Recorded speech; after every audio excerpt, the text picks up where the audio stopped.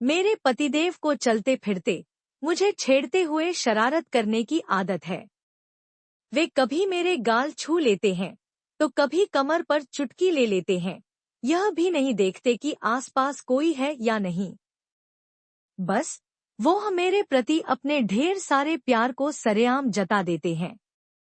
मेरे मना करने पर या शर्म करो कहने पर वो बोलते हैं, अरे यार, अपनी खुद की बीवी को छेड़ रहा हूँ, कोई राह चलती लड़की को नहीं। और प्यार जता रहा हूँ, सता नहीं रहा समझी जानू।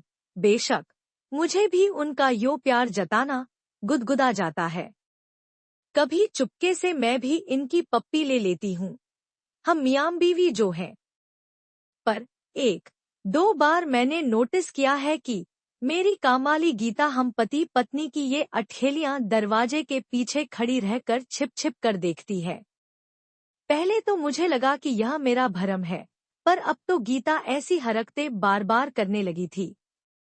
वैसे गीता बहुत अच्छी है, स्वभाव भी मिलनसार और काम भी परफेक्ट। कभी शिकायत का मौका नहीं देती। जब वह कुंवारी थी तभी से हमारे घर में काम कर रही है। अभी 1 साल पहले ही उसकी शादी हुई थी। ससुराल यहीं पास ही में है, तो शादी के बाद भी गीता ने काम नहीं छोड़ा। वह हमारे परिवार से घुल मिल गई है।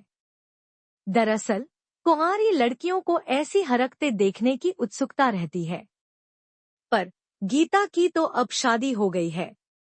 उसका पति भी उसे प्यार करता होगा, शारीरिक सुख देता होगा, फिर हमें प्यार जताते देखने की इतनी ललक क्यों है?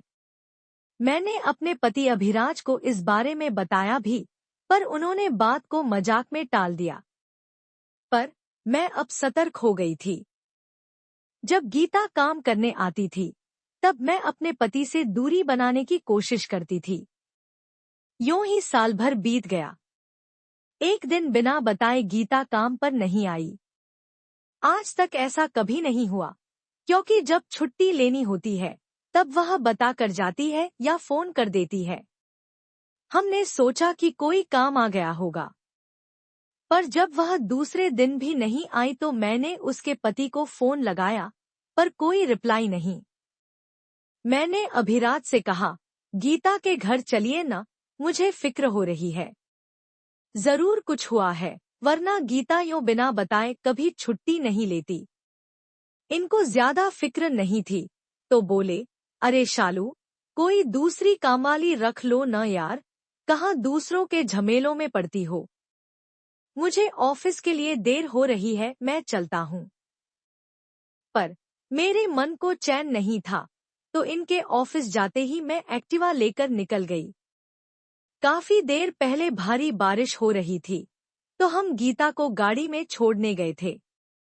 पास वाली बस्ती में ही रहती है, इसलिए घर देखा हुआ था। मैंने एक्टिवा गली के नाके पर पार्क की और छोटी सी पगडंडी पर चलते हुए उसके घर पहुंची। देखा तो गीता की सास आंगन में बैठी लहसुन छिल रही थी। मैंने पूछा, मौसी, गीता कहाँ है? 2 दिन से काम पर नहीं आई। यह सुनते ही मौसी तुनक कर खड़ी हो गई और दहाड़ते हुए बोली, नाम मत लो उस कुल्टा का, हमारी इज्जत पर पानी फेर दिया उस करमजली ने। मैंने हकीकत जाननी चाहिए, पर वे तो गीता को गालियां देती मेरे मुंह पर दरवाजा बंद करके घर के भीतर चली गईं। पड़ोस के घर में खड़ी एक लड़की चुपके से मुझे देख रही थी। मैं उसके पास गई तो वह भी दरवाजा बंद करने लगी, पर मैंने धक्का देकर दरवाजा खोल दिया और पूछा, अगर तुम्हें पता हो तो सिर्फ इतना बता दो कि गीता कहाँ है। सरकारी अस्पताल में, कहकर वह लड़की दरवाजा बंद करके चली गई। मैंने एक्टिवा ली और सरकारी अस्पताल आ गई। कितनी देर इधर उधर भटकते हुए मुश्किल से गीता को ढूंढा। देखा तो वहां पुलिस भी थी। मुझे कुछ समझ में नहीं आ रहा था कि गीता ने ऐसा क्या किया होगा। मैं नजदीक गई तो मुझे देखकर गीता ने शर्म के मारे चेहरा दूसरी तरफ कर लिया। मैं एक कुर्सी पर बैठ गई और गीता से कहा, इधर देखो। गीता नजरें झुकाए बोली, मैडम, आप यहाँ? मैंने कहा, जब तुमने कोई खबर नहीं दी तो मुझे आना ही पड़ा। बताओ भी क्या हुआ है? कहीं गिरविर गई या किसी ने मारा? एक एक बात बताओ। गीता ने कहा, मैडम, सब बताऊंगी, थोड़ी ठीक हो जाऊं, फिर घर आती हूँ। यहाँ कुछ बताना ठीक नहीं। मेरी बात सुनकर आप ही इंसाफ करना कि मैं सही हूँ या गलत। मुझे लगा कि शायद कोई गंभीर बात है, इसलिए मैंने कहा, ठीक है, मैं इंतजार करूंगी। ये ले 5,000 रुपए रख, और किसी भी चीज की जरूरत हो तो फोन करके बता देना। और मैं घर आ गई। सबसे पहले जब तक गीता ठीक होकर वापस नहीं आती तब तक किसी दूसरी कामवाली का इंतजाम करना पड़ेगा। इंटरकॉम पर पूरी सोसाइटी से पूछ लिया। सविता नाम की एक कामवाली मिल गई। मैंने अपने पति को गीता के बारे में बताया, पर हमदर्दी के बदले डांट मिली। यार, अब नई कामवाली मिल गई ना, छोड़ो कि गीता की लाइफ में क्या हुआ, वह जानने की तुम्हें क्या जरूरत है। फिर भी मेरे मन में गीता के प्रति अपनापन था। सालों से वह हमारी जिंदगी का हिस्सा रही है। अगर वह किसी मुसीबत में है तो हमारा फर्ज बनता है उसकी मदद करना। आहिस्ता आहिस्ता 2 महीने बीत गए। एक दिन अचानक गीता का फोन आया। मैडम, आप घर पर हैं क्या? मैंने कहा, हाँ, घर पर ही हूँ। वह बोली, अभी आई। गैस पर चाय चढ़ाकर मैं गीता की कहानी सुनने के लिए खुद को तैयार करने लगी कि दरवाजे की घंटी बजी। गीता ही थी। मैंने पूछा, कैसी हो अब? मैडम, तन के घाव तो ठीक हो गए, मन में जो पीड़ा और जलन है उसका इलाज कैसे करूं? मैंने पानी और चाय पिलाकर गीता को शांत करवाया। मैंने भी चाय पी और कहा, चल, अब दोनों शांति से बात करते हैं, बता। गीता ने कहा, मैडम, सबसे पहले आप बताइए कि क्या सिर्फ पेट की भूख ही तन को जलाती है? जवान खून को तन की प्यास भी लगती है कि नहीं? शारीरिक जरूरत जितनी मर्दों को जलाती है उतनी ही औरतों को भी जलाती है कि नहीं? शादी के बाद भी इस जोश का इलाज न हो तो औरत को क्या करना चाहिए? मैडम, मेरी शादी को 2 साल हो गए हैं, पर अभी तक कुंवारी हूँ। मेरा पति संजय नामर्द है। आज तक उसने मुझे छुआ तक नहीं। मेरे भीतर का जोश लावा की तरह धधक रहा है। अगर यही सब मर्द के साथ होता तो अपनी जरूरत पूरी करने के लिए वह कहीं भी मुंह मारता कि नहीं? इस तन की आग से कौन बच पाया है? एक लड़की कितने सपने आंखों में भर कर शादी करती है, पति के प्यार को तरसती है, पर मेरे नसीब खोटे कि मुझे एक ऐसा पति मिला जो औरत की जिस्मानी जरूरत पूरी करने में नाकाम है। मैंने कहा, गीता, तू इस बिना पर अपने पति से तलाक ले सकती है और दूसरी शादी कर सकती है। गीता ने कहा, मैडम, हमारे समाज में एक बार लड़की जिस घर में ब्याह दी जाती है वहीं से उसकी अर्थी उठती है। तलाकशुदा लड़की का पूरा समाज बहिष्कार करता है। मैडम, इसी नामर्द के साथ मुझे जिंदगी बितानी होगी, तिल तिल मरना होगा। मेरे जेठ जेठानी का कमरा हमारे कमरे के पास ही है।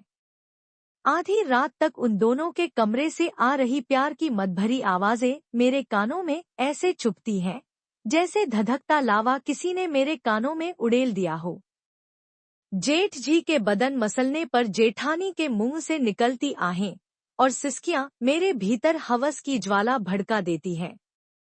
मैं बेकाबू सी अपने पति से लिपटकर उनको जोश में लाने की कोशिश करती हूँ, पर उस ठंडे समंदर में उफान उठता ही नहीं। आपको शायद पता होगा कि साहब जब आपको छेड़ते और शरारत करते थे तब मैं चुपके से देखती थी। आपको देखकर मेरा भी मन करता कि कोई मुझे भी छेड़े, मुझे भी प्यार करे। एक दिन मेरे ताऊ ससुर का लड़का वनराज घर आया था, एकदम बाका जवान। उसके गठीले बदन को देखकर मेरे भीतर खलबली मच गई। उसकी नजर मेरे ऊपर पड़ते ही मैंने होंठ पर जीभ रगड़कर अपनी प्यास जाहिर कर दी। फिर तो वह बार बार हमारे घर आने लगा। हम दोनों एक दूसरे को जी जान से चाहने लगे। एक दिन मेरी बुआ सास की लड़की की सगाई थी, तो घर के सारे लोग पड़ोस के गांव जा रहे थे, पर मैं पेट दर्द का बहाना बनाकर घर पर ही रुक गई। फिर जैसे ही सब गए, मैंने वनराज को अपने घर बुला लिया और उस दिन मैंने अपने कोनारेपन को वनराज को सौंप दिया। मैं जानती हूँ कि मैंने गलत किया और शादीशुदा होकर एक गैर मर्द के साथ रिश्ता बनाया, पर परंपरा के नाम पर अपने एहसासों का खून मुझे हरगिज मंजूर नहीं था। इस पूरे कांड में गलती सिर्फ मेरे पति संजय की थी, जिसने जानबूझकर मेरी जिंदगी खराब की। इसलिए मैंने अपनी आग बुझाने का जो रास्ता सही लगा वह अपनाया। उस दिन मैंने और वनराज ने जी भरकर एक दूसरे पर प्यार लुटाया। उसके बाद जब भी मौका मिलता, वनराज मेरी शारीरिक जरूरत पूरी कर देता। मैडम, मैंने सिर्फ शारीरिक जरूरत के लिए वनराज से रिश्ता नहीं बनाया, बल्कि हम दोनों एक दूसरे से दिलोजान से प्यार करते हैं। लेकिन एक दिन मैं और वनराज घर की छत पर एक दूसरे के प्यार में पागल होते खो गए थे कि मेरे पति ने हमें ऐसी हालत में देख लिया। वह पास ही पड़ी लाठी उठाकर मुझे पीटने लगा, पर मैं दिल जली अधूरी प्यासी थी, इसलिए उसके हाथ से लाठी छीनकर मैं उस नामर्द पर ऐसे टूट पड़ी कि सारी हड्डियों का चूरमा बना दिया। अब आप ही बताइए कि मैंने क्या गलत किया। सारा किस्सा सुनने के बाद मुझे गीता किसी पहलू से गलत नहीं लगी, बस उसने हालात को उलझा दिया था। मैंने गीता को समझाने की कोशिश की, तुम और संजय आमने सामने बैठकर इस मसले का हल निकाल लो। गीता ने कहा, मैडम, अब जो भी अंजाम हो, पर मैं उस नामर्द के साथ एक दिन भी नहीं बिता सकती। कुछ भी करके इससे छुटकारा पाना चाहती हूँ और वनराज के साथ अपनी जिंदगी बिताना चाहती हूँ। परिवार और समाज के डर से मुझे अपनी जिंदगी ढोनी नहीं, बल्कि जश्न सी जीनी है। गीता की आंखों में प्यार की खुमारी और हिम्मत को देखकर मैंने गीता की जगह खुद को रख कर देखा, तो किसी पहलू से गीता मुझे गलत नहीं लगी। मैंने उससे कहा, देखो, तुम गलत बिल्कुल नहीं हो। प्यार और जंग में सब जायज है। शादी टूटने में हर बार औरत ही जिम्मेदार नहीं होती, बल्कि इस तरह थोपा गया रिश्ता टूट जाए वही सही है। गीता मेरे गले लगते हुए बोली, मेरी भावनाओं को समझने के लिए बहुत बहुत धन्यवाद मैडम। अब मुझ में हिम्मत आ गई है। मैडम, जब तक यह मामला सुलझ न जाए, तब तक शायद काम पर न आ सकूंगी, पर वादा करती हूँ कि सब ठीक होते ही वापस काम पर लौट आऊंगी, कहकर गीता चली गई।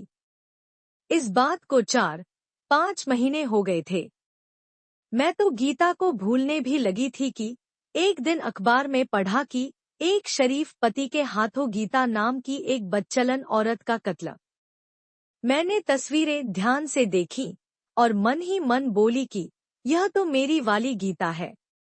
मैं तुरंत उस अखबार के दफ्तर गई और संपादक को सारी सच्चाई बताकर कहा, कल के अखबार में अब वही छपेगा जो अब मैं कहने जा रही हूँ। दूसरे दिन उस अखबार में खबर थी कि कल वाले मर्डर केस में एक सनसनीखेज खुलासा। एक नामर्द पति के हाथों गीता नाम की मासूम और शादी के नाम पर छली गई औरत की हत्या।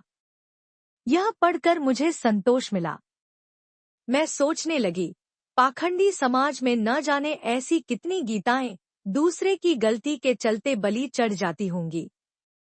सहना सिर्फ औरतों के हिस्से ही क्यों आता है। इतने में पतिदेव ने चुटकी बजाते हुए मेरे ख्यालों की डोर तोड़ते हुए कहा, हेलो बीवी, एक कप चाय मिलेगी क्या? मैं मुस्कराते हुए अभिराज के गले लग गई।